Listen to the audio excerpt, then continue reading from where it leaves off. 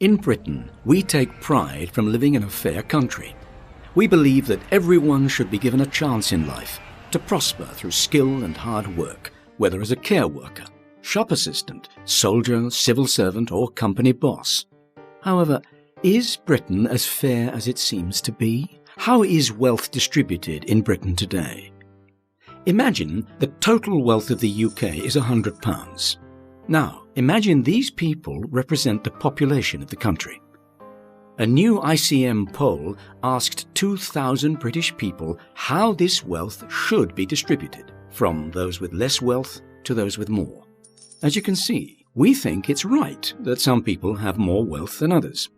In a really fair Britain, we say, the richest fifth would have 25 of these coins. That's 25% of all the wealth, while the poorest fifth would have around 15. Even in our ideal world, some people will always have more than others. But we know we don't live in an ideal world. So next, the poll asked what we think is the actual distribution of wealth.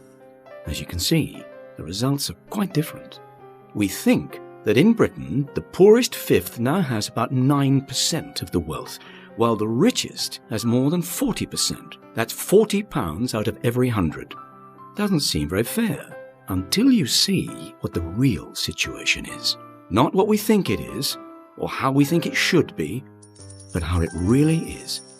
We can now see that Britain is not such a fair country after all.